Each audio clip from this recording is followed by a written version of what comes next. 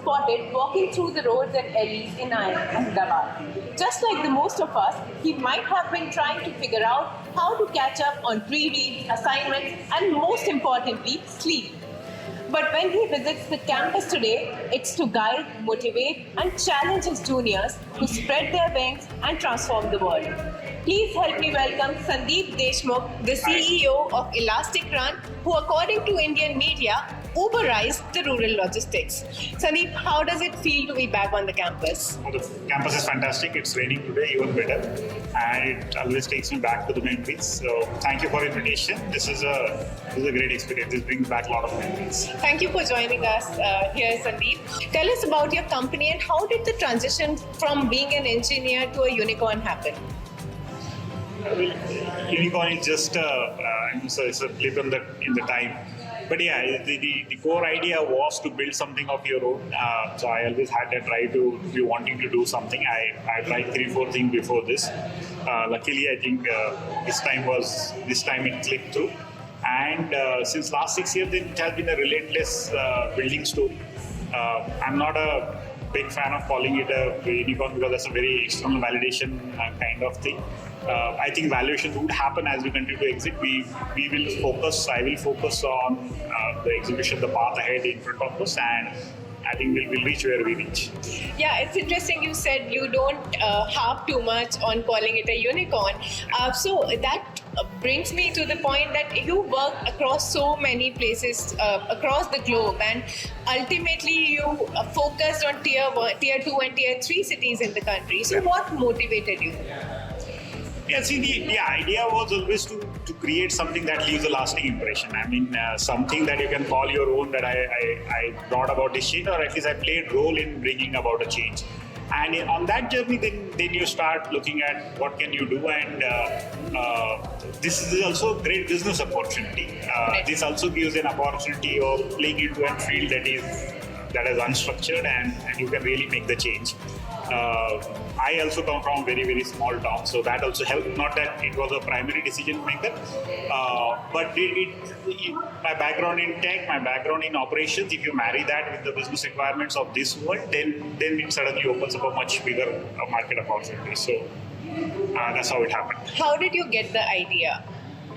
So I was running transportation operations with Amazon, and during that time, I did see a lot of a big capex cycle going into building the railroads to the Indian consumption. And that point of time, it was pretty clear that not every company, not every consumer brand can spend that kind of money on the fulfillment channels, and there is a capex light way of building it. And I think in 2016, that was a time when the whole mobile technology was coming in, and we did notice that opportunity that we can solve this problem through tech without spending capex onto it. And then that understanding of the market and the transition, the technology came together, and I think then we launched. And you know, the PGPX students here take a lot of pride in saying that you are our senior. There's a lot to learn from you, of course. But what we would like to know is, what role did the PGPX program here at IIMA played in your journey, in your career, and in your decision? I think a lot, right? I mean, it changes you as a person. I wouldn't go to at a subject level, but before I came to PGPX, I was a software engineer, so I had a very it's a good thing. It builds a lot of analytical skills, but it's a unidimensional world. You only understand in one way. And then without running any business roles, at least on the campus, I got some understanding of how to evaluate the business on a finance side, on a cost side, on the people side, on transitioning in the industry.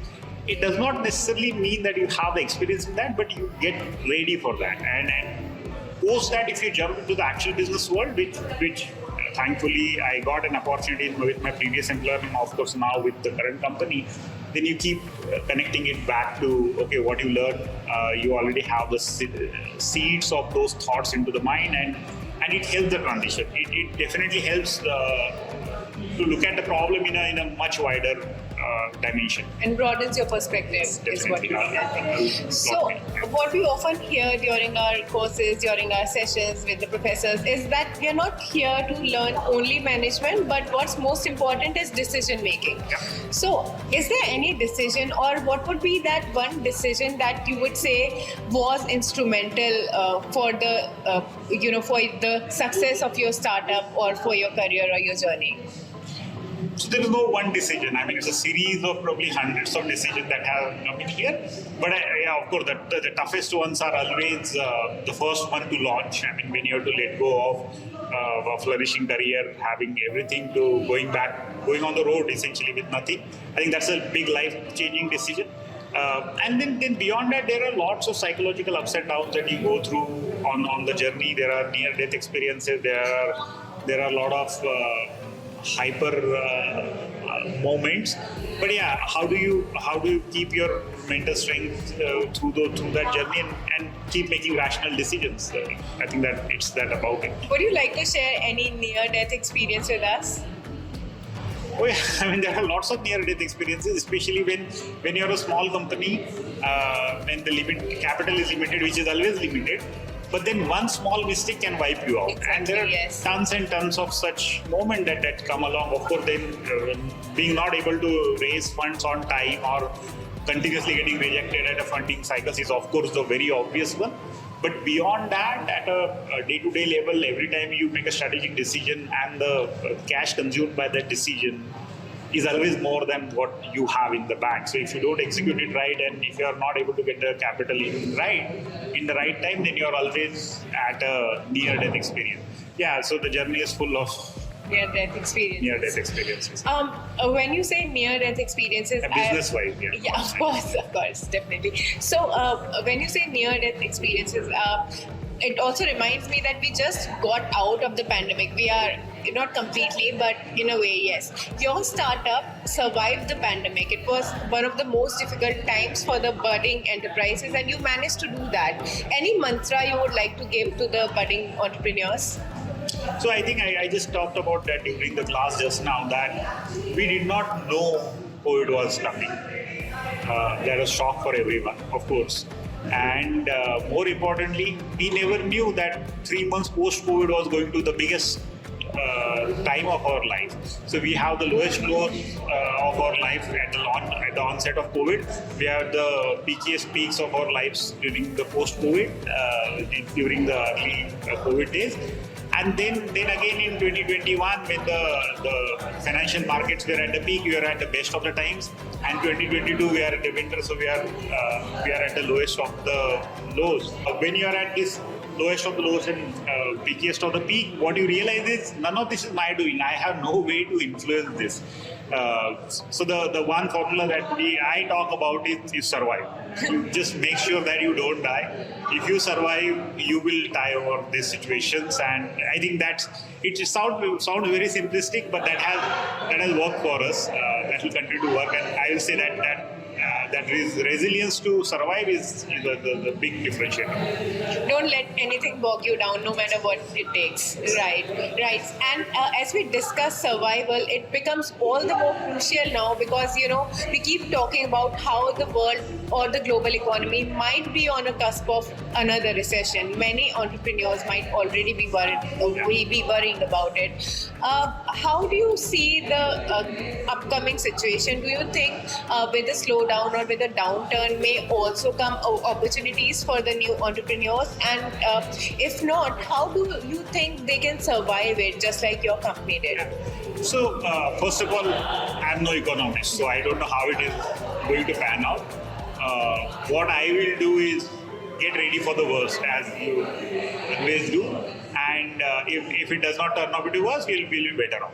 But rather, these are the times that gives you the best of the opportunity. This is a time where a lot of bigger companies are going to get eliminated. If you have a better product, you have the right product, and if you survive this during these times, there are very few companies will be standing on the other side of the tunnel. If you're one of them, then the good times are ahead of you. So I would suggest anyone who's convinced about their product, they know that they have the customer on their side and they are solving a real problem, then they need to do whatever it takes to survive during this window. And if you do that, you're out for when you come out of this, you'll be a big plus. We have this course called Strategy Management. You must also remember it. So I can't let you go without asking, what is that secret strategy that added a zing to your business or your journey? There is no one single strategy as such. I mean, any strategy you're most proud of so far? So the strategy that I will say that we have to keep changing the hats depending on the situation. There are times when you're a bushcrapper in the early days when you have to make things happen when you don't have any resources. When you're beyond that stage, you need to be able to be the product leader who has the ability to build the right product that the customer wants. You might have clicked, but then coming out of that with a properly loaded product is the right transition. And beyond the product leader, you should be able to transition into an organization builder such that your product can further be multiplied into the market. So that one philosophy, I think, it has been a big learning, but it's just one of the tons of those. But yes, that is one I'll point out that if you don't handle that correct, so either you'll die or you'll not live your full potential. Yeah. So the transitioning of the founder into the right role at the right time is extremely important. Be flexible and keep evolving. There definitely are many of us who look up to you. What would your message be for people who look up to you and who seek inspiration from you? Okay, thank you for that. I was not aware about it, and that's a news. But yeah, if someone has, if I had to give advice, or if I had to give advice to myself, I think throughout my early career, I have overplayed my hand at the fear that I need the job, I need all the safety, I need the security. You realize that it's not a quantified thing. I could have done a lot of things earlier and not worried about the consequences. So if I had to redo it, or if I had to tell someone that if you have to launch something, don't wait. That the fear of failure or the fear of not having the right economics in place, finances in place, it's not as real as it is. So just go and do it today if you have the opportunity to do it. Don't wait it. That will be my suggestion. That's a great lesson. Thank you so much for your time, Sandeep. Thank you. Thank you for